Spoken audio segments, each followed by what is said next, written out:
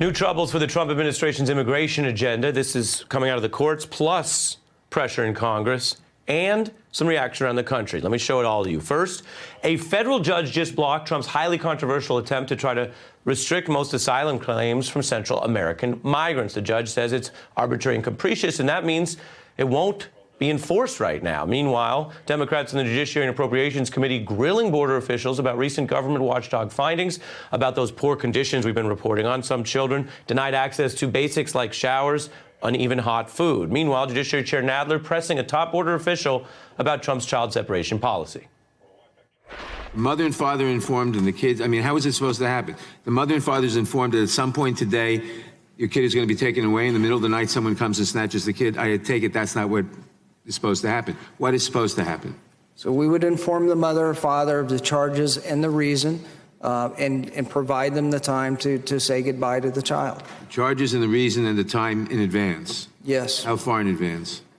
It's going to vary depending upon the situation. Vary from what? Hours, minutes, seconds? I don't know what specific one you're talking to. What's the minimum time? Don't have a minimum time. So it could be 10 minutes? Could be. Nadler then dug in on what he is now calling the Trump administration's policy of, quote, literal kidnapping. After it was determined that the adult was being deported, was the child supposed to be returned to the parent before the deportation, or the parent is suddenly in some foreign country and the child is here? It's probably a better question for HHS. Who did the deportation? We would do the deportation. You would do the deportation while the child was in a different city in the United States? We don't do the reunification, is my point, sir. But you would do the deportation before the reunification without any knowledge of whether the parents are being reunified? Yes. So in other words, you're kidnapping the child? Not kidnapping the child. We follow the guidelines that are out. Deporting a parent without their child is literal kidnapping. That is the kind of oversight we're seeing on these important issues. Remember, the Trump administration's claimed they don't do family separation anymore. The truth more complex. Meanwhile, there are videos that have emerged first on social media and then are spreading to news organizations, going viral, showing the toll that deportation arrests can have on families. Now, I'm going to warn you, as we do with this kind of thing, that what you're about to see may be very hard to watch, but it's also important to bear witness to. Well, he told us that he had a warrant for Flora's arrest, and I asked him to prove it to me, and he says, I don't have to show you anything. Cover your face, cover your eyes, okay? Did you come out or no? You're not able to do that.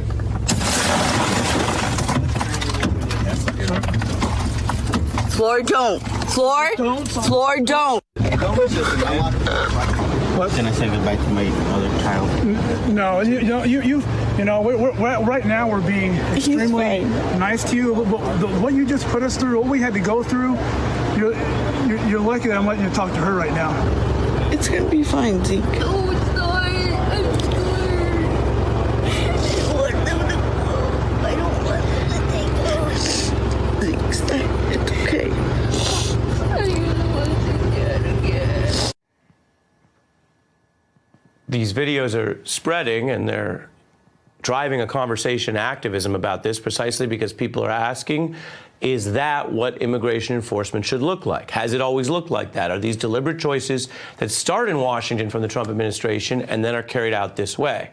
Now, we want to show you one other thing before I bring in my expert, and that is other people responding. Here's some video that was posted Monday showing neighbors and activists in Nashville linking arms in a human train around a van to protect a man and his son from potential arrest by ICE agents.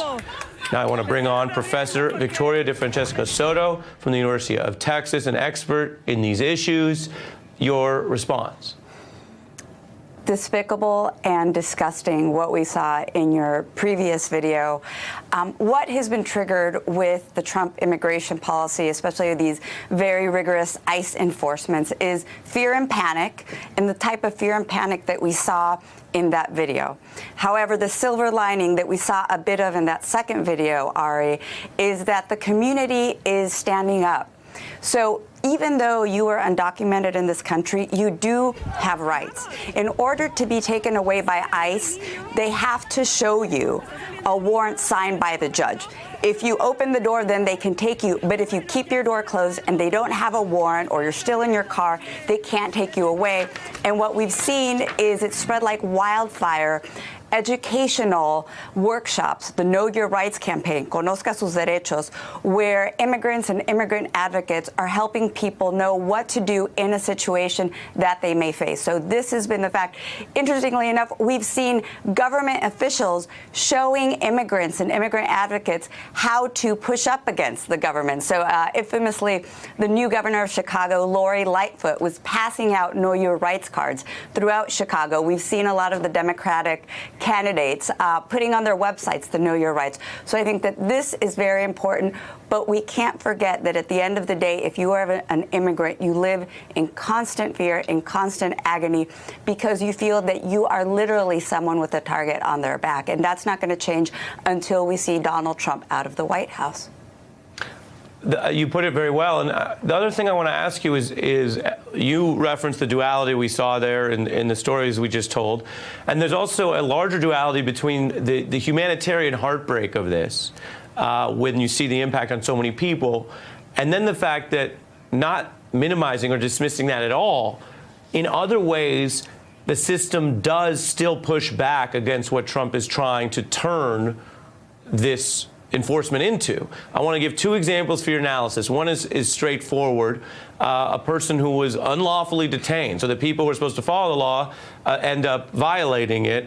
Francisco Galicia telling border agents that he was a citizen, giving them what he's supposed to do: state ID, Texas, Social Security card, federal, wallet-sized birth certificate. But that didn't prevent 23 days of detention, losing 26 pounds because of what they say were the denial of basic food that he needed. And so on the one hand, people criticizing this. On the other hand, it is precisely because there's a system with checks, balances, and judges that person gets out, that they don't sit there for a year. And in the asylum case that I mentioned in the introduction, controversial rule, people heard a lot about it when Trump uncorked it recently. Now, as of today, it's stopped, again, because judges are intervening. Walk us through those dynamics.